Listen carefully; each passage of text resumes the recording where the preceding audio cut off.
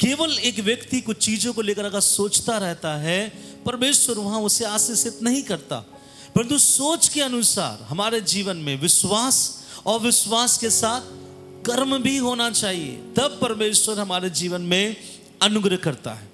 तो कैसे हमारे मन की इच्छाएं जो है कि प्रभु मेरे द्वारा मेरी बस्ती बच जाए, मेरे मोहल्ले के लोग आपको जाने, मेरे द्वारा मेरा पूरा स्टेट आपको जाने, मेरे द्वारा मेरा पूरा देश आपको जाने। जब ऐसे एक प्रार्थना, ऐसे एक इच्छा हमारे जीवन में अगर आज आपके अंदर है कि मैं भी प्रभु के लिए कुछ करूंगा, मैं भी प्रभु के लिए कुछ करूंगी, मैं भी प्रभु के लिए बहुतों तक उस खुदा के सुसमाचार को पहुंचाऊंगा या पहुंचाऊंगी, तो उसके लिए आज जिस वचन से मैं आपको समझाना चाहता हूं, बड़े धैर्यता के साथ आपको सुनना पड़ेगा कि इसके लिए हमें किस चीजों की तैयारियों का होना जरूरी है, कौन सी चीजें हमारे जीवन में होना चाहिए। याद रखना, उस 6 लाख लोगों में जो मूसा के साथ मिस्र से निकला था कि वो कनान जाए, उन 6 लाख लोगों में केवल 2 ही लोग ऐसे निकले जिसको खुदा ने आने वाले दिनों में इस्तेमाल किया, और वो था यहोशू और कालेब। आप सोच के देख लेना, वो 6 लाख लोगों में क्या और इतने लोग नहीं निकले कि परमेश्वर उनको हाथों में ले और प्रभु उनके द्वारा अद्भुत कार्य, चिन्ह, चमत्कार करे, लेकिन उस दौरान परमेश्वर ने किसी को नहीं लिया। केवल उन 6 लाख लोगों में 2 व्यक्ति को प्रभु ने चुन लिया, उसका नाम था यहोशू और कालेब। इसका अर्थ यह है, बहुतों के अंदर इच्छा होता है, जिज्ञासा होता है, उन जिज्ञासा और इच्छाओं के साथ कुछ और चीजें होना भी हमारे जीवन में जरूरी है। कैसे मेरा जीवन दूसरों के लिए आशीष का कारण बन पाए, इसके लिए आइए एक कुछ घटना है, उस घटना से मैं आपको बताऊं। यूहन्ना रचित सुसमाचार और उसका 4 अध्याय और उसका 15 वचन पहले पढ़ेंगे। इसी 4 अध्याय से आज हम परमेश्वर के वचन को मनन करेंगे। यूहन्ना रचित सुसमाचार उसका 4 अध्याय उसका 15 वचन, और देखिए वहां क्या लिखा है। स्त्री ने उससे कहा, एक स्त्री है, उस स्त्री ने यीशु से कहा, हे प्रभु, हे मेरे प्रभु, वह जल मुझे दे, वहां जल मुझे दे, ताकि मैं प्यासी ना हो, ताकि मैं प्यासी ना हूं, और ना जल भरने को, और ना जल भरने को इतनी दूर आऊं, इतनी दूर आऊं। सबसे पहला यहां एक घटना है जो मैं आपके साथ बांटना चाहता हूं। घटना क्या है? यीशु मसीह सेवकाई के दौरान जब वो सामरियों में से या सामरी में से होकर, सामरी एक जगह का नाम था, और सामरी एक ऐसा झुंड था जिसके साथ यहूदी लोग उतना अट्रैक्ट नहीं, मतलब उतना बातचीत नहीं करते थे, क्योंकि सामरी लोग कौन होते थे? यहूदी और अन्य जातियों के बीच में जब विवाह होता था, इनमें इनके द्वारा जो संतान उत्पन्न होते थे उनको सामरी बोला जाता था। इसीलिए यहूदी लोग सामरी लोगों को पसंद नहीं करते थे। परंतु यीशु मसीह सेवकाई के लिए इस सामरी जो क्या बोलेंगे शहर है, इसके बीच में से प्रभु जा रहा था अपने सेवकाई को कहीं और करने के लिए। लेकिन जब प्रभु जा रहा था, इतने में ऐसा हुआ कि एक कुआं आ गया और प्रभु उस कुएं के पास बैठा और अपने चेलों से कहा, जाओ शहर में कुछ खाने की बंदोबस्त करो, तब तक मैं यहाँ पे आराम करता हूँ। उसके चेले चले गए। इतने में हुआ कि एक औरत घड़ा लेकर पानी भरने के लिए उस कुएं के पास आती है, और जैसे उस कुएं के पास वो आती है, यीशु ने तुरंत उससे सबसे पहला सवाल या सबसे पहला जिज्ञासा प्रभु ने बोला कि मुझे क्या कर, पानी पिला।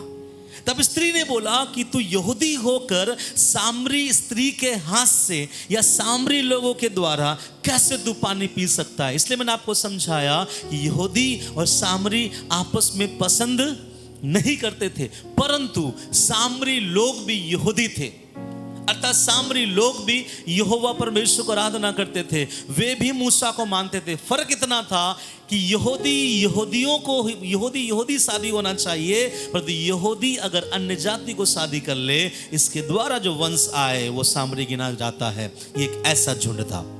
तब यीशु ने कहा मुझे पानी पिला। तो उसने कहा कि तू मेरे हाथ से कैसे पी सकता, तू मेरे हाथ से पी नहीं सकता। फिर प्रभु से पानी की बातें करते करते करते करते यीशु कहता है उससे कि अगर तू परमेश्वर के वरदान को जानती और जो तुझसे बात कर रहा है, अगर तू इस बात को जानती तो तू उससे कहता कि तू मुझे जीवन का जल पिला दे। तो यीशु उससे आत्मिक बातें कर रहा था। कौन सा जल? जीवन जल।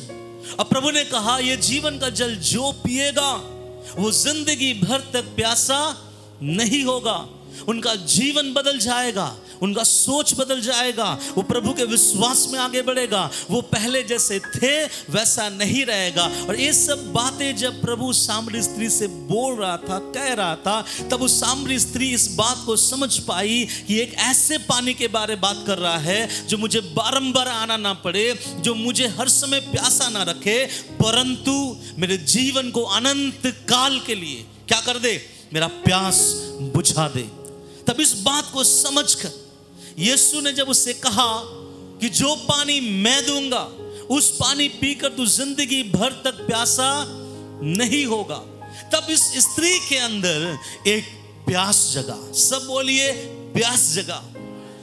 यीशु मसीह का ये बाइबल जो मेरे और आपके लिए दिया गया है, बाइबल हर कोई पढ़ता है, बाइबल से हर कोई प्रचार भी करता है और हर कोई प्रचार सुनता भी है, लेकिन बाइबल को प्रचार करने वाले और बाइबल के प्रचार को सुनने वाले में एक फर्क होगा कि परमेश्वर आपके साथ बातचीत में आ जाए। और फर्क क्या होना चाहिए मालूम है कि जब परमेश्वर आपको वचन सुना रहा है, अगर इस वचन को सुनकर आपके अंदर एक स्पिरिचुअल थर्स्टी, एक स्पिरिचुअल प्यास, एक आत्मिक प्यास अगर आपके अंदर है, तो ऐसे लोगों से प्रभु कहना चाहता है कि मैं वो पानी पिला सकता हूं तो जिंदगी भर तुझे प्यासेपन से बाहर निकालेगा, और ये पानी अनंत काल के लिए होगा। और ये प्यास इस स्त्री के अंदर जगा। इसलिए सुसमाचार या प्रचार सुनने वाले भाई बहन, छोटे बड़े, सबों के अंदर परमेश्वर काम नहीं करता। प्रभु काम किसके अंदर करता? जब आप वचन सुनते हैं और वचन अगर आपके अंदर प्यास जगा रहा है तो प्यास को बुझाने वाला खुदा आता है। हालेलुया। सबके लिए नहीं। इसलिए आप देखिएगा हजारों के तादाद पे लोग बड़ी बड़ी मीटिंगों में जाते हैं, चुनिंदे लोग वहां से बदलते हैं। क्यों? वे प्यास के साथ जाते हैं। अब प्रभु कहता है यदि कोई प्यासा है तो वो मेरे पास आए, क्योंकि मैं जीवन जल देने वाला परमेश्वर हूं। दुनिया में कोई और हमारे जीवन को जीवन में बदल नहीं सकता, वो भी ऐसा जीवन जो अनंत काल चले। तो प्रभु ने उससे कहा, क्या कहा? मैं जो पानी दूंगा जिंदगी भर तू भूखा नहीं होगा। अब ये स्त्री ये वचन को सुनकर उसके अंदर क्या जगा?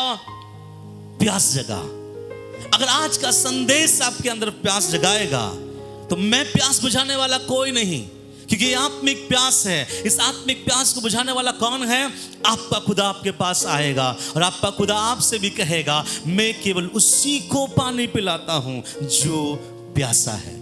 मैं उस सबको पानी नहीं पिलाता हूं जो प्यासा नहीं है। पानी उसी को मिलेगा जो कुएं के पास आएगा। पानी उसी को मिलेगा जिसके अंदर वो आत्मिक प्यास रहेगा।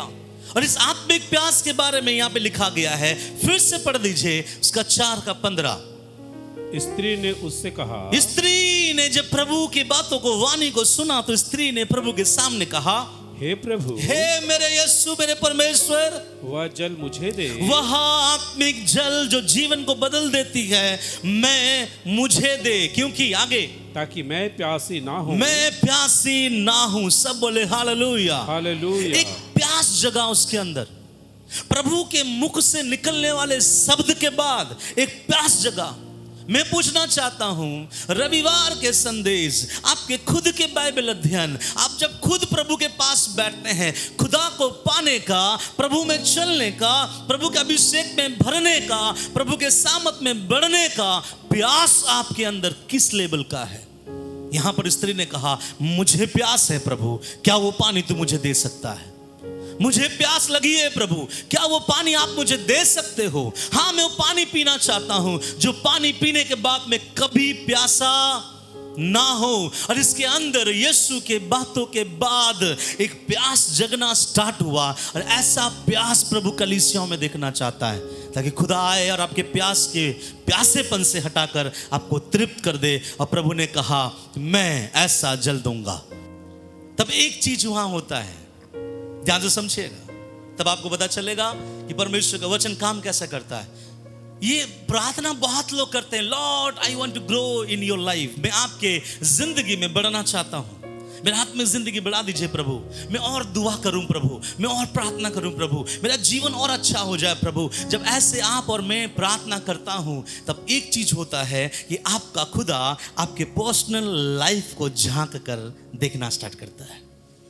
इसका अर्थ यह नहीं कि परमेश्वर को आपका व्यक्तिगत जीवन नहीं पता, इसका अर्थ यह नहीं कि आप गुमटी के पीछे क्या करते हैं खुदा को नहीं पता, इसका अर्थ यह नहीं कि रात के समय आप क्या सोचते हैं आपके प्रभु को नहीं पता, उसे पता है। इसका अर्थ यह नहीं कि आप जो चुपके से जो खाती है, जो पीती है, जो भी आपके जीवन में चलता है, आपके खुदा को नहीं पता। जी हां, आपके परमेश्वर को वो चीज पता है।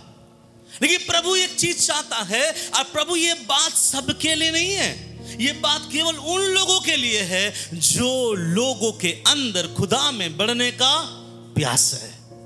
प्रार्थना करना बहुत आसान है कि प्रभु मुझे आप में बढ़ाओ, मुझे आप में चलाओ, मेरा प्रार्थना जीवन 1 घंटे से बदलकर 6 घंटे में बदल जाए। आप प्रार्थना कर सकते हो, लेकिन जब कभी आप ये प्रार्थना प्रभु के सामने लाते हैं, तब परमेश्वर आपसे एक बातें कहता है, और वो बातें जो आपके बस्ती वालों ने नहीं जाना, वो बातें जो आपके पति तक को नहीं पता, वो बातें जो आपके बेटी को नहीं पता, वो बातें जो आपके पासवान को भी नहीं पता, वो बातें जो आसपास के लोगों को भी नहीं पता, पहली बार यीशु मसीह से कहता है तू जा और अपने पति को क्या कर, बुला ला।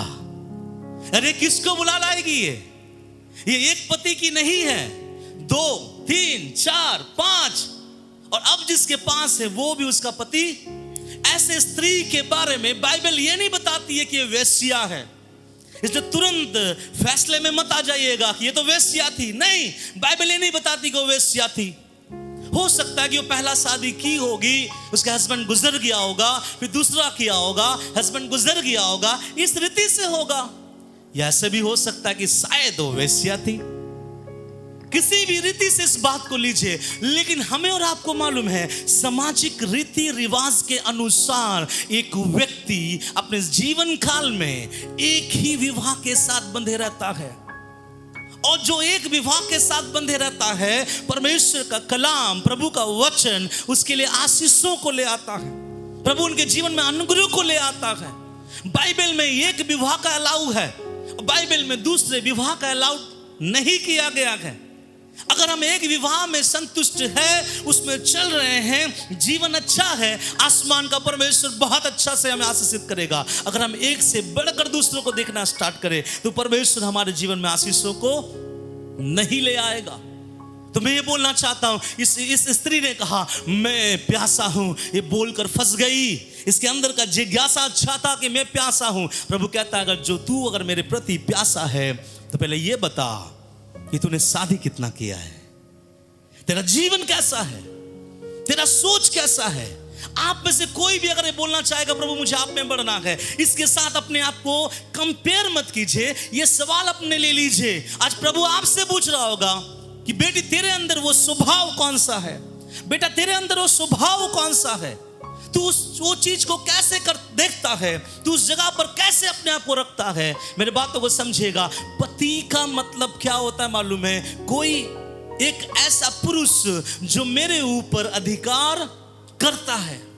पुराने नियम में या यहूदियों के रीति रिवाज के अनुसार पति के बारे में बोला गया है कि पति के अधीन रहती है कौन? स्त्रियां। तो अब तक वो 5 पति कर चुकी है, इसका मतलब 5 पति के अधीन ये रही।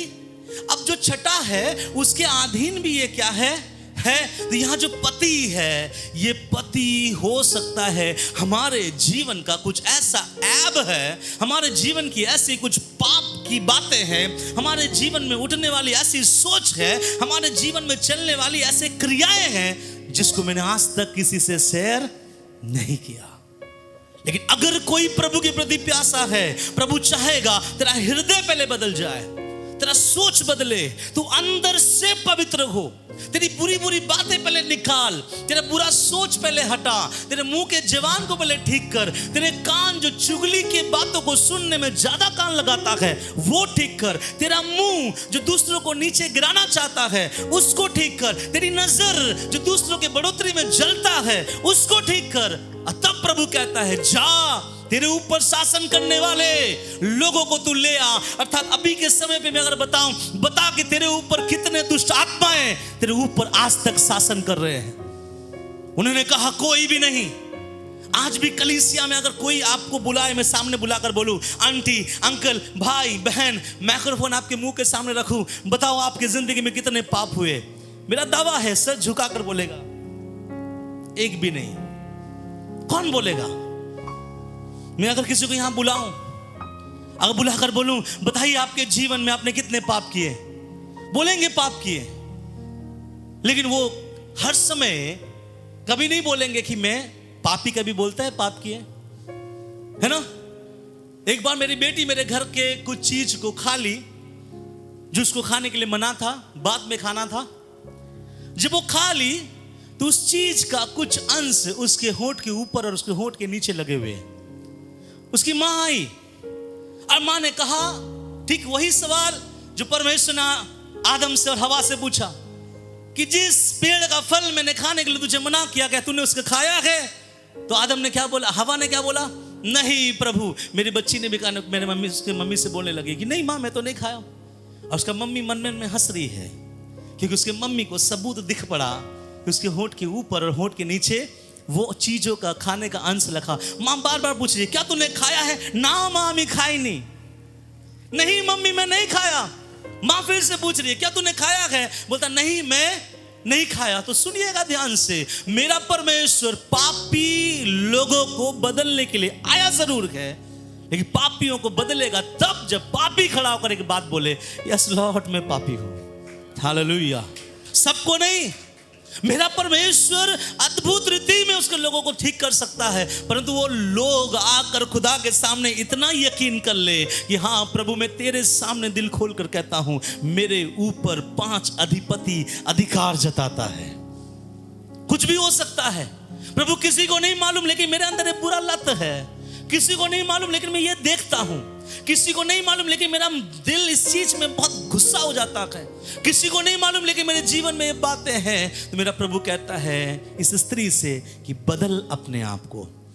या अगर आप बोलेंगे ये सब बातें लिखा हुआ नहीं है, तो मैं बोलूंगा बाइबल में बहुत सारी बातें लिखी हुई नहीं है, लेकिन ये बातें प्रभु उससे कर रहा था, जा अपने पति को बुला ला। आपको क्या लगता है अगर वो बोला होगा कि प्रभु मैं बिन पति की हूं, प्रभु ने बोला तू 5 पति कर चुकी है, एक जो है तेरे पास वो भी तेरा नहीं है, आपको नहीं लगता प्रभु से बात किया होगा? आपको नहीं लगता प्रभु से बात किया होगा कि बता क्या बात हो गई? प्रभु ने बात किया, लेकिन उस बात को यहां पे लिखा इसलिए नहीं गया है वो सुनकर मेरा और आपका आत्मिक जीवन बढ़ेगा नहीं। यीशु मसीह हमारे लिए मारा गया, ये बहुत बड़ी बात है ना। यीशु मसीह के हाथ में क्या बोलेंगे 16 इंच का कील ठोका गया, ये हमारे लिए बड़ी बात है। मैंने मारा गया। कुछ लोग कुछ कील को लेकर प्रचार करते हैं कि कील इतना सेंटीमीटर लंबा था। कुछ लोग कुछ कांटे को लेकर प्रचार करते हैं कांटा इतना सेंटीमीटर लंबा था। सही है, लेकिन कांटा प्रभु के सर पे घुसा और कील प्रभु के जो हाथ पे घुसा, इससे बढ़कर मुझे इस बात का विश्वास है कि मेरा जीवित खुदा मेरे लिए मारा गया। ये मेरे लिए बड़ी बात है। और ध्यान से सुनिएगा, ये बातें जब हम और आप प्रभु में बढ़ना चाहते हैं, प्रभु हमारे अंदर के पाप को बाहर निकालता है। कौन सी पाप? अंदर के पाप को बाहर निकालता है। वो पाप जो आपके बस्ती वालों को नहीं पता, वो पाप जो आपके सेवक को नहीं पता, वो पाप जो आपके पति को नहीं मालूम, वो पाप जो आपके पत्नी को नहीं मालूम, लेकिन आपका परमेश्वर कहता है तूने दुआ किया था ना मुझसे कि मुझे बढ़ना है तुझ में, तो प्रभु कहता है जा उस चीज को बुला के लेके आ। इसका अर्थ प्रभु ये बोलना चाह रहा है इस स्त्री से, आज के बाद ऐसा बुरा काम करना छोड़ दे। आज के बाद ये गंदगी अपने जीवन से हटा। आज के बाद तू जब मेरे पास उस प्यासे हृदय के साथ आया है, इस बुरी प्रवृत्तियों को अपने जीवन से हटा। ये बातें प्रभु बोलना चाह रहा था। और जब ये बातें हम सुनते हैं, हमको मालूम होना चाहिए कि मेरा प्रभु मुझसे बातें कर रहा है ताकि मुझे और क्या करे, ऊंचा उठाए। इसलिए हर कोई दुआ कर सकता है, प्रभु मुझे आगे बढ़ाइए, लेकिन जब आप दुआ करोगे आपका परमेश्वर आपके सामने आ जाएगा और प्रभु बोलेगा छोड़ो ये सब चीजें, छोड़ो। छोड़ने के लिए तैयार होना पड़ेगा आपको। जो बातें आपके लोगों को नहीं पता, आपके अगल बगल के लोगों को नहीं पता, लेकिन अपने सच्चे परमेश्वर से आप छुपा नहीं पाओगे। हालेलुया।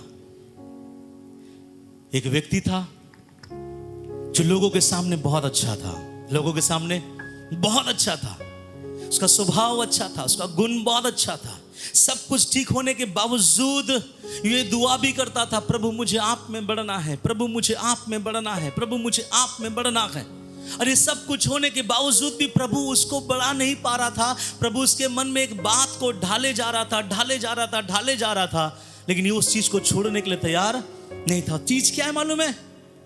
उसको अपनी पत्नी के माँ बाप पसंद नहीं। उसको उसकी पत्नी का जो माँ बाप है, क्या बोला जाता है, सास ससुर पसंद नहीं। ये विश्वासी है, पत्नी भी विश्वासी है, सास ससुर भी विश्वासी है, लेकिन जब भी सास ससुर इससे घर में आता है छुट्टियों में छुट्टी मनाने के लिए, तो इसका पति का चेहरा देखने लायक होता है। वो बुलबुलाता रहता है, कुड़कुड़ाता रहता है, चिढ़ना स्टार्ट कर लेता है। हालांकि कलीसिया में एक अच्छे पोजीशन में वो रहता है। प्रभु कहता है बेटा वो निकाल अपने जिंदगी से। ऐसे बहुत सारी चीजें हैं। जब आप बोलते प्रभु मुझे आपके प्रति प्यास है, तो प्रभु कहता है वो चीज तेरे अंदर में जो है उसको क्या कर, निकाल। और ये आपके लिए बड़ा चैलेंज होगा। कभी कभी प्रभु आपको ऐसे रिश्ते भी छोड़ने बोलेंगे जिसको आपको छोड़ने का मन नहीं है। याद रखिएगा, अगर ये रुमाल मेरे बगल में है और यहां पर एक बहुत बहुमूल्य चीज है, मुझे लेना है, प्रभु बोलता है ले ले। मैं बोलूं ले लूं प्रभु? प्रभु बोलता है ले ले बेटा। अगर मुझे उस चीज को इसी हाथ से लेना है तो मुझे इस बात का पता होना चाहिए मैं तब तक नहीं ले सकता जब तक मेरे बगल में कुछ चीजें है। और मुझे यह भी मालूम होना चाहिए कि अगर मैं उसे लेने के लिए अपने हाथ को उठाऊं तो मेरे बगल से चीज क्या हो जाएगा। अर्थात क्या मालूम है, आजकल लोग बोलते हैं ये भी चाहिए वो भी चाहिए। ऐसा नहीं होता है। मैं कभी कभी सुना हूं किसी व्यक्ति एक ही दिन में मटन भी खाया और चिकन भी खाया, फिर उसके बाद बहुत सारे लोगों ने इसकी मृत्यु पर अच्छा चीजों को खाया। नहीं समझे? किसी व्यक्ति रात में मटन भी खाया और चिकन भी खाया और वो व्यक्ति उसी रात चला गया। अब इसके मृत्यु के जो होते हैं ना कॉन्डोलेंस मीटिंग, उस मीटिंग में बाकी लोगों ने मिलकर चिकन खाया। समझे? तो कोई भी दो चीज चाहिए मत बोलना। तो यहां पर ये व्यक्ति या फिर ये स्त्री से प्रभु ये बोलना चाह रहा है, तू उस जीवन का जल पीना चाहता है, तू बढ़ना चाहती है, तेरा जीवन बदलना चाहती है। ये बोलता हाँ प्रभु मुझे इच्छा है, मेरे अंदर प्यास है। तो प्रभु कहता है तेरे अंदर के पाप के स्वभाव को उतार के बाहर फेंक दे, तेरे अंदर के इस बुरी प्रवृत्तियों को निकाल दे, तेरा नजर जो खराब है उसको ठीक कर दे। और जब आप इस चीज में अपने ऊपर काम करोगे, इस चीज में अपने ऊपर देखोगे, मसीहत सबसे पहला ऐसा नहीं करता। मसीहत सबसे पहला ऐसा करता है कि कमी मुझ में कितना है मुझे पहले देखना है। हालेलुया। मसीहत ये नहीं कि मैं प्रभु में हूं, तेरी जिंदगी में कमी है, तेरी जिंदगी में कमी है। नहीं, आप उसके जिंदगी में कमी निकालने से पहले अपने जिंदगी को पहले देखना कि आपकी जिंदगी से बहुत सारे कमियां हैं जो अभी तक निकलना बाकी है। तो प्रभु कहता है उस कमियों को पहले निकाल। और जब आप अपने अंदर काम करोगे, खुद के जीवन में काम करोगे, थोड़ा समय दोगे, 1 महीना 2 महीना 3 महीना, और ये प्रार्थना करोगे खुदा मुझे बता मेरे अंदर में कौन सी चीजें मुझे निकालना है, कौन सी बातें जो मेरे ऊपर शासन कर रहा है मुझे हटाना है, वो कौन सी इच्छा है जो तेरी इच्छा के विरुद्ध मुझे दबा रहा है। अब जब उसको निकालना स्टार्ट करोगे तब आपके जीवन में एक तीसरा पड़ाव आएगा और आप समझ लेना प्रभु आपसे बर्ताव कर रहा है। जब इसने पहले बोला, क्या बोला सबसे पहले? यस मैं प्यासा हूं। बहुत अच्छी बात है। दूसरा प्रभु ने बोला अगर तू प्यासा है तो अपने पति को बुला ला, जो उसके पास पति नहीं था। मैंने समझाया पति का मतलब क्या है। और जब वो इस बात को मान ली कि मैं बिन पति की हूं प्रभु, अर्थात उसने अपने पाप को प्रभु के सामने जब रखा, तब प्रभु ने क्या रखा? तीसरा नंबर। आप बोला पढ़िएगा तब आपको समझ में आएगा। 4:20 वचन पढ़े। हमारे बाप दादों ने, स्त्री ने अभी कह रहा है हमारे बाप दादों ने इसी पहाड़ पर आराधना की। क्या की? आराधना की। अभी बात कहां से कहां जा रही है? बात कहां से शुरू हुई थी? पानी से। पानी से बाद बदला जीवन का पानी, और जीवन के पानी से बाद बदला प्यास के ऊपर आया, और किसी ने प्यास जताया। परमेश्वर ने कहा अगर ऐसा है अपने अंदर की बातों को बता कि तू किस तरह की लड़की है। इसने बताया, और जब उसने अपने अंदर के पाप को प्रभु के सामने बताया, जब उसने अपने आप को स्वीकार किया, जब उसने अपने आप को सरेंडर किया अपने परमेश्वर के सामने, अब परमेश्वर एक बड़े मुद्दे पर आ रहा है। और मुद्दा भी क्या है? आराधना का। सब बोले आराधना। क्योंकि बिना आराधना कोई इंसान प्रभु में आगे नहीं बढ़ सकता, याद रखना। बिना आराधना कोई एक व्यक्ति प्रभु में आगे नहीं बढ़ सकता। आपको मालूम है व्यक्ति प्रभु में है कैसे पता चलेगा? एक व्यक्ति प्रभु में है कैसे पता चलेगा? भले वो गाना अच्छा ना गाए, भले वो प्रचार अच्छा ना करे, इन आराधना में बंदा कूदेगा, आराधना में वो हाथ उठाएगा, आराधना में आंखों को बंद करेगा, आराधना में आंसुओं के साथ प्रार्थना करेगा। इससे इस बात का पता चल जाता है ये प्रभु के साथ जुड़ा हुआ है। हालेलुया। आराधक लाइफ होना बहुत जरूरी है। तब इसने प्रभु ने उससे कहा, उस स्त्री ने प्रभु से कहा, हमारे बाप दादों ने इसी पहाड़ पर आराधना की। प्रभु इसी पहाड़ पर आराधना किया, और तुम कहते हो कि, तुम बोल रहे हो, अर्थात प्रभु तुम बोल रहे हो कि वह जगह जहाँ आराधना करनी चाहिए यरूशलेम में है। यरूशलेम में है। यीशु ने उससे कहा, सुनिए, यीशु ने उससे कहा, हे नारी मेरी बात का विश्वास कर कि वह समय आता है, एक समय आता है कि तुमने तो इस पहाड़ पर पिता की आराधना करोगे, ना यरूशलेम में करोगे। तुम जिसे नहीं जानते उसकी आराधना करते हो। अब ध्यान से सुनो, थोड़ा यहाँ पे उंगली रखिएगा।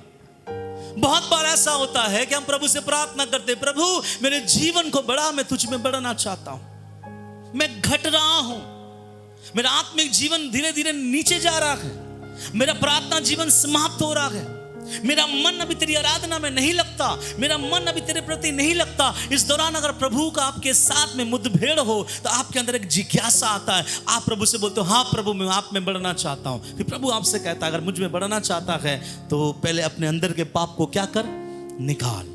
फिर प्रभु आपसे आराधना के विषय में बात करता है। क्यों बात कर रहा है मालूम है? यहां प्रभु कह रहा है एक समय आ रहा है, ना तो मनुष्य पहाड़ों पर आराधना करेगा, ना तो मनुष्य यरूशलेम में आराधना करेगा, परंतु कहां आराधना करेगा?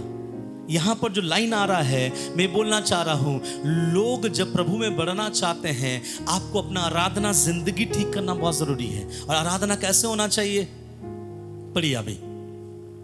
और हम जिसे जानते हैं उसकी आराधना करते हैं, क्योंकि उद्धार यहूदियों में से है। हाँ, परंतु वह समय आता सुने परंतु वह समय आता है, वरन अब भी है जिसमें सच्चे भक्त पिता की आराधना। कौन पिता की आराधना। फिर से क्या लिखा है? जिसमें कौन? सच्चे भक्त पिता की आराधना आत्मा में और सच्चाई में करेंगे। तो आराधना कैसे करना है? आत्मा और सच्चाई से। क्यों आराधना आत्मा सच्चाई से करना है? पहले आप लोगों ने बोला कि हमें बढ़ना है प्रभु में। अगर आपको प्रभु में बढ़ना है, मैं देख रहा था जब यहाँ आराधना हो रहा था, आप लोग दिल खोल कर आराधना कर रहे थे, आंख को बंद करके, कुछ लोग आंसुओं के साथ प्रार्थना कर रहे थे। बहुत अच्छा लगता है जब एक इंसान प्रभु में अपने आप को देखकर आराधना करता है। आपको मालूम है, चाहे आपके 10 पॉइंट होंगे प्रार्थना के, लेकिन आप जब दिल खोल कर आराधना करते हैं ना, आपका परमेश्वर बिना प्रार्थना के भी आपको उस 10 पॉइंट के ऊपर अपना सामर्थ्य हाथ बढ़ाता है। क्यों पता है? क्योंकि आप उसको दिल से क्या कर रहे हैं? आराधना कर रहे हैं। और जब दिल से आराधना का मतलब ये होता है, मैं मेरा घर भूल गया, मैं मेरे पैसे किसको कितने देने हैं मैंने भूल गया, मेरा जीवन आगे क्या होगा मैं भूल गया, मैं तो एकदम अपने आप को दरिद्र समझकर अपने जीवित परमेश्वर की क्या कर रहा हूं? आराधना कर रहा हूं। और जब आप जिंदा आराधना आत्मा और सच्चाई से प्रभु को देते हो, प्रभु वहां काम करता है। हालेलुया। कहाँ काम करता है? जहां आप सोचते हैं कि ये चीजें बदलना है, परमेश्वर उस जगह को धीरे धीरे क्या करता है? बदल देता है। क्यों? बाइबल में बोलता है एक समय आ रहा है जब परमेश्वर के सच्चे भक्त कैसे आराधना करेंगे? आत्मा में और सच्चाई में। उसका आराधना झूठा नहीं होगा, परंतु कैसा होगा? सच्चाई में आराधना होगा, और आत्मा और सच्चाई में आराधना होगा। क्यों? अब आगे बता रहा है, क्योंकि इसलिए है क्योंकि पिता अपने लिए ऐसे ही आराधकों को ढूंढता है। सब बोले हालेलुया। हालेलुया। पानी भरने आई थी, किसी ने पानी मांगा, लेकिन उसने बोला कि मेरे पास एक और पानी है, क्या तू पिएगी? उसने उसके अंदर एक आत्मिक प्यास जगा, हाँ मैं पीऊंगा। प्रभु ने बोला जा अपने पति को बुला ला। उसने बोला प्रभु मैं पति की नहीं हूं, बोला तो 6 पति है मेरे पास। प्रभु ने बोला यही गलत चीज है, तेरे जीवन में क्या करना है? हटाना है। जब गलत चीजें निकलता है मेरे प्रियो, ध्यान से सुनिए, तब तक आपको आराधना समझ में नहीं आएगा। मैं आपको चैलेंज करता हूं, एक व्यभिचारिणी को कलीसिया में आप बैठा हो आराधना नहीं कर पाएगी। एक नशा में डूबे हुए व्यक्ति को आराधना में बैठा हो आराधना नहीं कर पाएगा। जिसका जिंदगी दूसरों के साथ क्रूर है, जो बाकी जिंदगी अंधेरे में बिताता है और प्रभु के पास अगर रविवार आकर बैठता है, ऐसे व्यक्ति आराधना कर नहीं पाएगा। क्यों नहीं कर पाएगा मालूम है? उनके जीवन में ऑलरेडी कोई और क्या कर रहा है? राज कर रहा है। लेकिन यहां पे लिखा गया एक समय आएगा जब मेरे लोग परमेश्वर की आराधना आत्मा और सच्चाई से करेंगे। और आत्मा सच्चाई से जब आराधना होता है, यहां लिखा गया क्यों? कि परमेश्वर ऐसे लोगों को अपने आराधना के लिए क्या करता है? ढूंढता है। हालेलुया। इससे पहले कि आप किसी और के लिए ब्लेसिंग का कारण बने, आप खुदा के लिए एक अच्छे आराधक बन जाए। हालेलुया।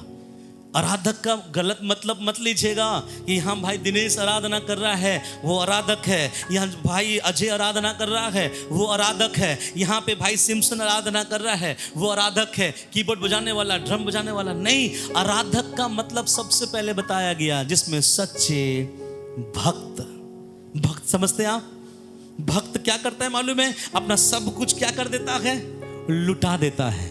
तो परमेश्वर के आराधक कौन है? जो प्रभु के लिए हर वक्त अवेलेबल होता है, रहता है वहां पे, खुदा के लिए जीता है, खुदा के लिए आगे बढ़ता है।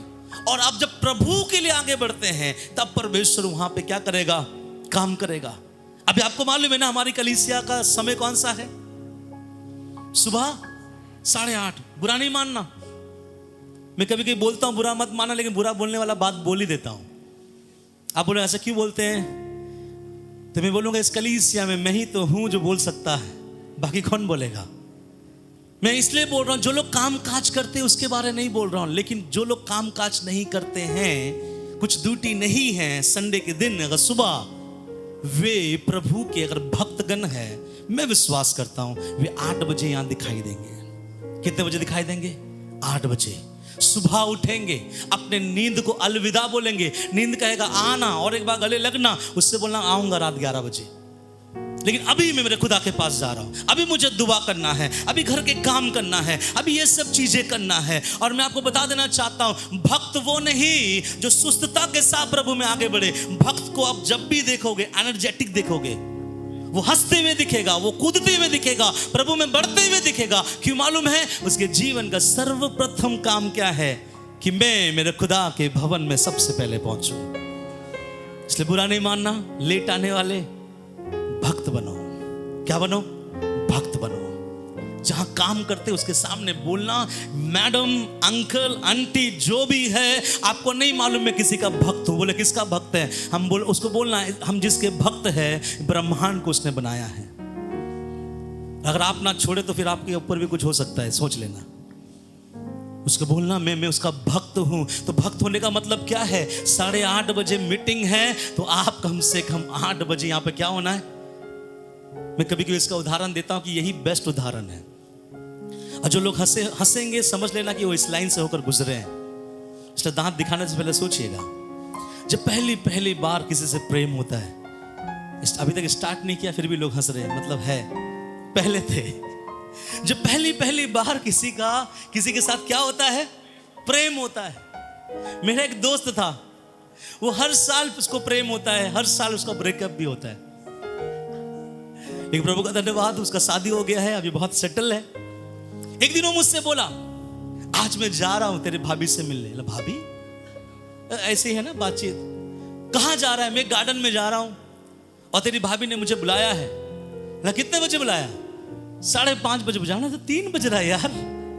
नहीं, मैं बिल्कुल रेडी हूं, मैं एक्साइटेड हूं उससे मिलने के लिए, क्योंकि हम लोग फेसबुक में मिल रहे थे, अब पहली बार क्या करेंगे, गार्डन में मिलेंगे। हम लोग ठीक है, वो 5:30 बजे आएगी तो यहाँ से 5 बजे निकल जाना, आधे घंटे का रास्ता है। वो बंदा 3 बजे से तैयार बैठा हुआ है। और जब दूसरे दिन मुझसे मिला, मैं बोला तू कब गया गार्डन में? बोलता मैं 3:30 बजे जाके बैठ गया। कितने बजे बैठा? 3:30 बजे बैठा। वो कब आई? वो तो 7 बजे आई। क्या कर रहा था? उसके याद में फेसबुक देख रहा था। तब उसके जीवन से, उसके आम भाव से एक चीज का पता चलता है, जो एक शब्द है, लोग उसको गलत लेते हैं कि मैं दीवाना हूं उसका। क्या है? हाँ, जब हम और आप यीशु के दीवाने हो जाते हैं ना, हम लोग पहले जाकर प्रभु की आराधना करते हैं। हालेलुया। टाटा में, रांची में मीटिंग था, हम लोग हजारों रुपया खर्च करके गए, अपने जेब से निकाल के खर्च करके गए, हजारों रुपया। मीटिंग स्टार्ट होगा शाम को, हम लोग धूप में निकल गए वहाँ पे, और जाकर हम लोग जब बैठे ना, बड़ा धूप लग रहा था, आंख में चश्मा लगाकर हम लोगों ने बैठा। क्यों मालूम है? अगर पूछेंगे पास्टर जी इतना धूप में बैठने की आवश्यकता क्या है? हम दीवाने हैं उसको दागा। हालेलुया। और जब दीवाने होते हैं ना, वो समय नहीं देता। ठीक है, 8:30 ना, 5 मिनट बाकी रहे, घर से निकलेंगे। आप निकलो, यहाँ पे शैतान का काम लंबा से होते रहता है। हमारा शाम ब्रदर को हर सप्ताह बहुत परेशानी होता है बेचारे को, है ना ब्रदर? जब शाम ब्रदर जल्दी निकलते हैं वो, परंतु जब निकलते हैं, सामने क्या आ जाता है? बड़ा गाड़ी आता है। यहाँ का गाड़ी जल्दी छूटता है, यहाँ का गाड़ी बहुत लेट में छूटता है, और शाम ब्रदर कभी कभी आधा घंटा 1 घंटा वेट करना पड़ता है। मैं बोलना चाहता हूँ, दीवाने बनो प्रभु का, क्योंकि प्रभु ऐसे लोगों को क्या कर रहा है?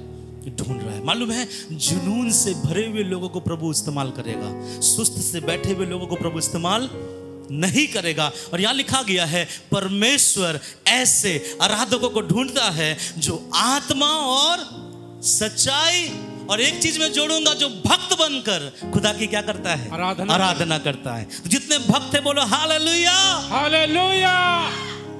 ऐसा जोशीले बन के रहना।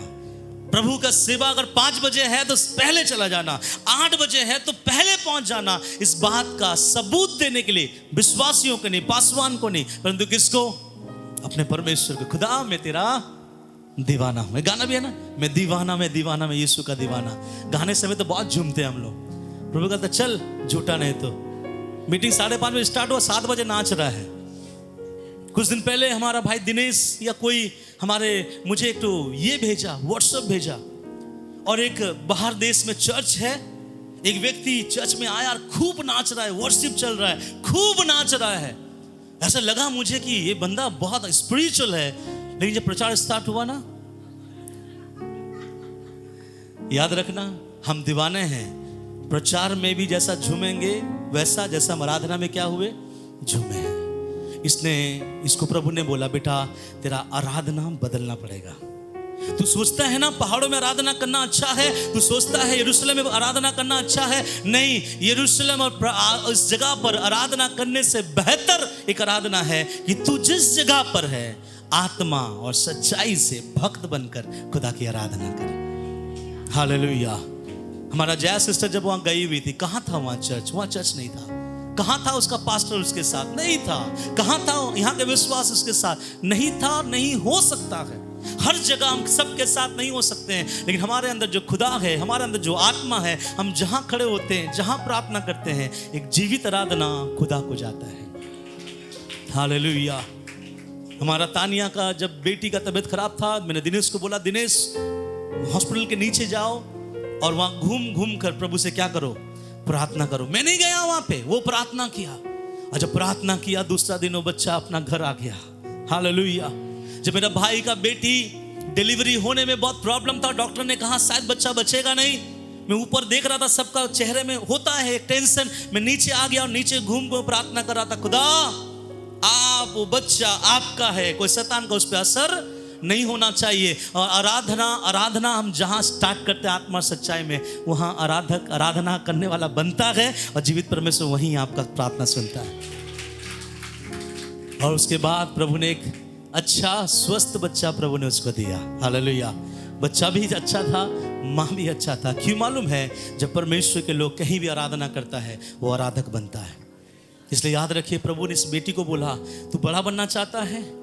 क्योंकि इसकी उसको नहीं पता प्रभु उसको क्या करने वाला, लेकिन प्रभु को मालूम है इस सामरी स्त्री को मैं इस्तेमाल करूंगा कईयों तक पहुंचाने के लिए। अगर इसको मैं कईयों के बीच में इस्तेमाल करूं, इससे पहले इनका जीवन में क्या होना चाहिए, एक अच्छा आराधना करने वाला बनना चाहिए। तब इसको बोला, सुन बेटी, तेरा आराधना बदलना पड़ेगा।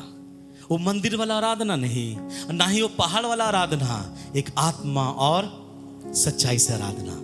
और जब तू आराधना करेगी, क्योंकि ऐसे आराधकों को परमेश्वर क्या करता है, ढूंढता है। जब ये वाला बात प्रभु ने उस स्त्री से कहा, देखिए उसका जीवन बदल गया। आगे क्या हुआ पढ़िए, उसमें क्या लिखा गया है। एक और चीज मैं पूरा नहीं पढ़ाना चाह रहा, वहां क्या लिखा गया, यूहन्ना 4 उसका 28,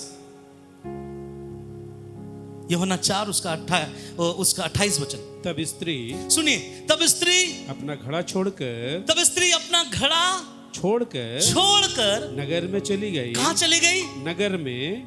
सब बोले हालेलुया।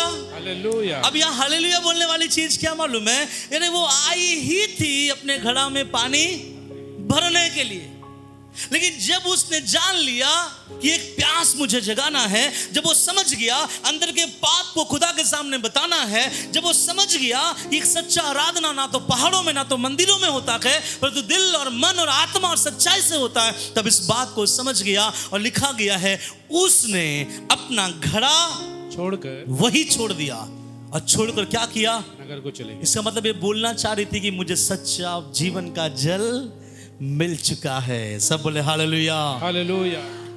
एक बात बताएं, कैसे पता चलेगा कि आपको जीवन का जल मिल गया है। आपके जीवन के सैकड़ों ऐसे गवाही होगा कि आपने भी ऐसे कई घड़ा को छोड़कर आप भागे हैं। मालूम है कैसे पता चलेगा कि एक बहन एक भाई को प्रभु ने चुन लिया, या उसके जीवन में प्रभु ने अनुग्रह किया है, प्रभु उसको बढ़ा रहा है, प्रभु में बहुत अच्छी है, अच्छा है। कैसे पता चलेगा, उसके जीवन का गवाही रहेगा कि मैं भी ऐसे कई घड़ों को मैंने क्या कर दिया, छोड़कर भागा है। आपने भी कई घड़ों को छोड़कर भागा है ना।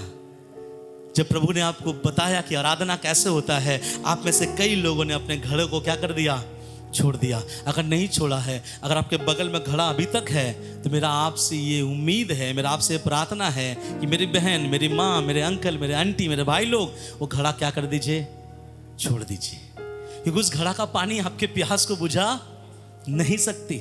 आप जब तक उस घड़ा को नहीं छोड़ोगे, उस सामर्थ्य परमेश्वर जीवन का जल आपको पिला नहीं पाएगा। अब देखिए ये स्त्री कहां से क्या बन रही है। अभी वो घड़ा छोड़कर भागने लगी, और उसका 4 अध्याय का 41 और 42 देखिए क्या लिखा है।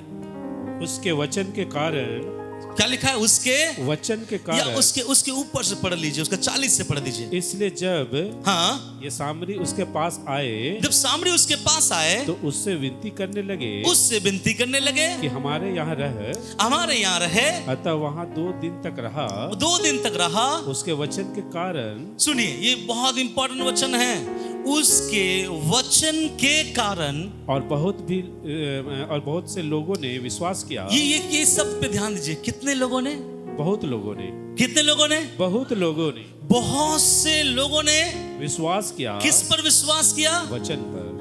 वचन मतलब यीशु मसीह पर विश्वास किया। और उस स्त्री से कहा, ये कौन सी स्त्री है, जो घड़ा में पानी भरने गई थी, उस स्त्री से कहा, अब हम तेरे कहने ही से, कि देख अब हम तेरे कहने ही से विश्वास नहीं करते। अर्थात इन लोगों के अंदर सबसे पहला घुसाने वाली कौन थी, ये सामरी स्त्री। अरे सामरी स्त्री को प्रभु ने ऐसा इस्तेमाल किया, ध्यान समझेगा।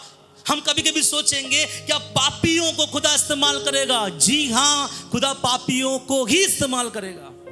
ये बहुत बड़ी पापी थी, कितने शादी कर रखी थी, 6, लेकिन आज वो सामरी नगर को इस स्त्री ने बदल कर रख दिया। वो सामरी नगर में पढ़ के देखिएगा, जाकर लोगों को बोलने लगा, अरे सुनो, मेरा एक मसाया के साथ मुलाकात हो गया, जो मैंने की थी उसने मुझे बता दिया। एक से बोला, दूसरे से बोला, चौथे से बोला। आप और हम में से कितने लोग अपने पाप के बारे अपने बस्ती में बोलते हैं, लेकिन इसने घूम के बोला, अरे मालूम है जो मैंने किया था उसने बता दिया। लोगों ने पूछा था पहले ये तो बता तूने किया क्या था। वो बोला होगा, अंकल जी मुझे माफ करना, आप लोगों को कभी नहीं पता चला, आपके घर के बगल में मेरा घर है, परंतु मैंने आज तक 6 शादी मैंने कर रखा। वो अंकल भी अपने मुंह पे क्या रख दिया होगा, बेटी फिर तेरा ये सच्चाई आज बता क्यों रहा है? वो कहेगा ये एक जीवन जल किसी ने मुझे पिलाया है, और जब जीवन जल अंदर जाता है झूठ बाहर आता है। मैं एक आराधक बन चुकी हूँ और घूम घूम कर अपने खुदा की महिमा कर रही हूँ। और यहाँ पर वो आके पूरे सामरी नगर को बदल दिया, और सामरी नगर के कई लोगों ने यीशु मसीह पर क्या किया? विश्वास किया। और विश्वास करने के बाद में अभी वो ये बोल रहा है कि केवल तेरे बोलने से हम नहीं जाने, हम जान गए कि यीशु मसीह ही जिंदा परमेश्वर है। और आगे क्या लिखा है? क्योंकि हमने आप ही सुन लिया, आप ही सुन लिया, और जानते हैं कि यही सचमुच में जगत का, यस ये लाइन बहुत अच्छा, यही सचमुच में जगत का उद्धार करता है। मैं चाहता हूं कि ये लाइन हम लोग सब एक साथ पढ़े। कहां पे? लगाइए 42 स्क्रीन में। अब आइए हम एक साथ पढ़ते हैं। और इस लग गया? और स्त्री से कहा, सब एक साथ पढ़े। अब हम तेरे कहने ही से विश्वास नहीं करते, क्योंकि हमने आप ही सुन लिया और जानते कि यही सचमुच में जगत का उद्धार करता है। सब बोले हालेलुया। कैसे एक बस्ती बदल गया, कैसे एक बड़ा झुंड बदल गया, कैसे पूरा गांव बदल गया। किसके द्वारा?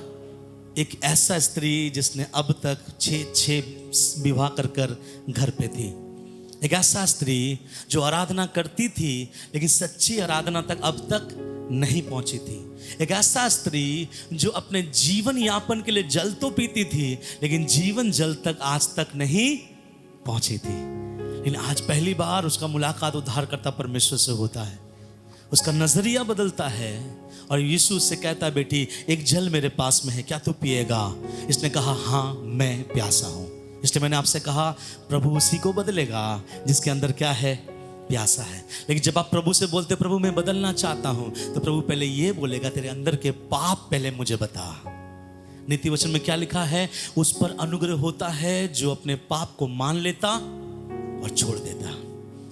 मैं नहीं बोल रहा कि मेरे सामने आके पाप बताओ, परमेश्वर के सामने पाप बताओ, और जब आप पाप छोड़ोगे तब परमेश्वर कहेगा दूसरा चीज मैं चाहता हूं मेरी बेटी, आज के बाद तू आराधना कर मत, आज के बाद तू आराधना बन जा।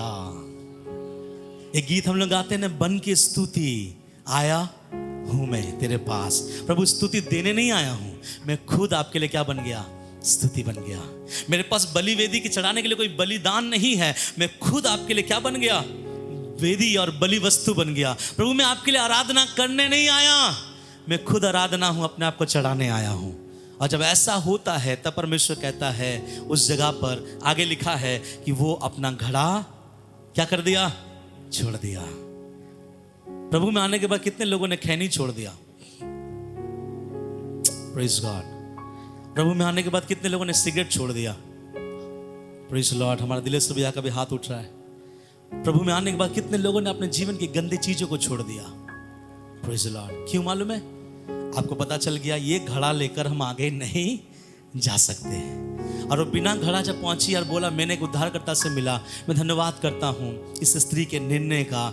ये निर्णय इस स्त्री को बदल दिया। आज दुनिया में जब तक यीशु मसीह नहीं आएगा तब तक स्त्री के बारे यही प्रचार होता रहेगा कि इसी के द्वारा सामरी नगर उद्धार में आया है। हालेलुया। आपको पता है आपके द्वारा भी आपका बस्ती उद्धार में आएगा। आपके द्वारा भी आपके मोहल्ले बदलेंगे। आपके द्वारा भी आसपास के लोग जानेंगे कि वही यीशु जिंदा परमेश्वर है। मुझे बहुत अच्छा लगा जब दानिश भैया के घर में गए, और पहली बार जब गए उसके दीदी से हम लोग मिले, वो बहुत अच्छे से हमसे बातचीत की। लेकिन जब ऑपरेशन के बाद उसके दीदी, ऑपरेशन के पहले जब हम लोग बाद में जब गए, उसकी दीदी जब हमसे बात कर रही थी, उसका बात करने का तरीका बहुत अच्छा लगा कि आप लोगों के प्रार्थना के द्वारा प्रभु ने मेरे भाई को ठीक किया है। हालेलुया। कैसे वो जान गई? कैसे जान गई? क्योंकि वहां पर कुछ प्रार्थना करने वाले लोग हैं। तो अपने आप के अंदर के गुण को लोगों तक पहुंचने दो कि सामरी नगर के लोग जाने एक जिंदा परमेश्वर इस दुनिया में है। हालेलुया। सब बोले हालेलुया। सब बोले प्रभु मैं प्यासा हूं, मेरे बस्ती को बदलने के लिए, कईयों को उद्धार में लाने के लिए। और जब आप बोलोगे आप प्यासे हो, प्रभु कहेगा पहले अंदर के पाप को निकाल। तब आप बोलना खुदा तेरे सामने सब कुछ करने के लिए मैं तैयार हूं। ये प्रभु आपसे कहेगा बेटा आराधना बदल, एक जीवित आराधना बन जा। जब आप बन जाओगे, आप वो व्यक्ति रहोगे, आपके लिए खुदा का वचन उत्तम और घड़ा आपके लिए तुच्छ गिना जाएगा। कई लोग आज तक इसलिए नहीं बढ़ पा रहे हैं कि उसका घड़ा अभी तक उसके बगल में। छोड़ दो अपना घड़ा, एक नया जीवन स्टार्ट करो और दौड़ो और लोगों को जाकर बोलो जिसने मेरे जीवन को बदला उसने तेरे जीवन को भी बदलेगा। और आपको मालूम है सामरी नगर में जब यहूदी लोग नहीं रहते हैं, मेरा यीशु वहां कितना दिन तक था? 2 दिन का कन्वेंशन चलाया। मैं विश्वास करता हूं पूरा का पूरा सामरी नगर यीशु मसीह की उपस्थिति में क्या हो गया होगा? बदल गया होगा। लेकिन सामने नगर से जब यीशु जा रहा होगा, सब यीशु से गले लग रहा होगा, शायद वो सामने स्त्री दूर खड़ी होगी, प्रभु ने उसे बुलाया होगा, सर पे हाथ रखा होगा, बेटी तेरे एक निर्णय के कारण आज पूरा सामरी नगर क्या हो गया? बदल गया। वो लड़की रोही होगी कि हाय अगर मैं आपसे मुलाकात नहीं होता, हाय अगर मैं जीवन जल के बारे में प्यासा नहीं होता, हाय अगर मैं सच्ची आराधक नहीं बनता, और हाय अगर मैं वो घड़ा नहीं छोड़ता तो सामने नगर के लोग आज तक पापी कहलाते हैं। हालेलुया। इसलिए आइए अपने आप को हम तैयार करें कि खुदा मैं तेरे लिए इस्तेमाल होना चाहता हूँ, लेकिन एक बड़े प्यास के साथ, एक बड़े प्यास के साथ अपने आप को प्रभु के हाथों में देंगे। हालेलुया।